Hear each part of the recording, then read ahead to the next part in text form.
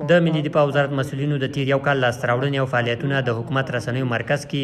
ولسته د حساب ورکونې کانفرنس کې له رسنیو سره شریک کړل. چارواکي وایي تیر کال د پوځي تعلیمي مرکزونو څخه څه باندې 1400 منصوبین فارغ شوي او ټولنې ته د خدمت په موخه وړاندې شوي دي. د ملي دفاع وزارت د مسؤلینو پر وینا د هیواد له سرحدونو د ساتنې او د امنیتي پیښو د مخنیوي په موخه اړینو ځایونو کې ګڼ شمېر کنډکونه، بیزونه او امنیتي پوستې جوړې شوي دي. د وزارت لوی درسیز په خپل خبرو کې وویل سږکال د پوځ شمېر 1,80,000 ته رسولی. وایي د اړتیا په صورت کې به شمېر لا نور هم زیات کړي.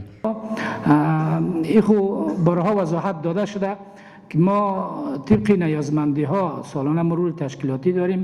و به هر اندازی که ضرورت باشد اردومان البته از ابتدا که بار گفته شده از 1,00,000 آغاز شده تا 1,50,000 تا 1,70,000 و امسال از 1,80,000 هم بالاتر می رود و آماری که در نظر گرفته شده است تا 2,00,000 ان شاء الله العزیز چی می رود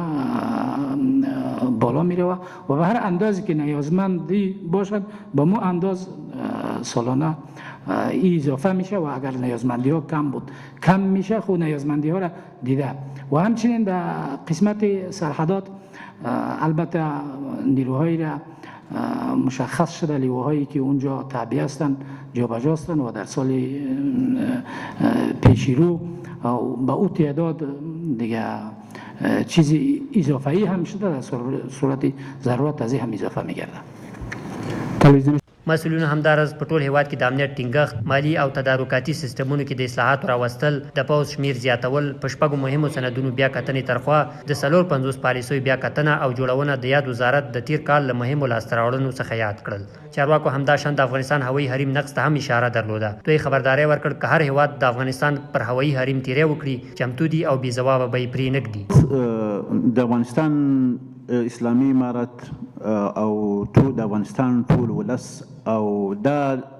نړۍ ته هم اوس جوته ده او معلومه ده چې زموږ حریم څوک نقض کوي او ولې نقض کوي. دا د 45 کلونو نه او دغه سلسله چې روانه ده چې په افغانستان باندې په دغه جریان کې چې تجاوزونه سوي دي، د افغانستان حریم نقض شوی ده، د افغانستان په امورو کې مداخله سوې ده، دلته نظامونه تللي دي او راغلي دي، دا د هغې سلسلې یوه کړۍ ده.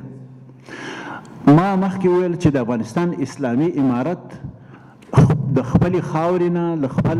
حدودو سرحداتو نه، له خپل نظام نه او د خپلو ولس له مشروع ګټو نه په ټوله دنیا کې دفاع ته چمتو ده او د افغانستان اسلامي امارت او ملي دفاع وزارت د افغانستان اعتبار د منطقي او د نړۍ په سطح باندې د ساتلو لپاره په تمامه معنا چمتو ده او موږ الحمدلله سره له دې نه چې په استقلال په ارضي تمامیت باندې باور لرو، په نظامی لحاظ باندې هم تر ډیره حده موږ چمتوالی لرو او دې ته آمادګي لرو چې ان شاء الله العزیز دښمن که زموږ هوایي حریم نقض کوي، په موږ تجاوز کوي،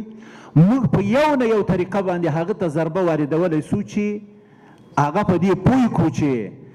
ستا تجاوز بې انتقامه نه پاتې کیږي. د یادونې وړ ده چې په یاد کنفرانس کې چارواکو وویل کوښښ کوي د افغانستان هغه پوځي چورلکې چې امریکا غواړي ازبکستان ته یې ورکړي بیرته راوګرځوي، ځکه هغه د افغانانو دي او هیڅوک یې نورو هیوادونو ته په سوغات کې نشي ورکولی.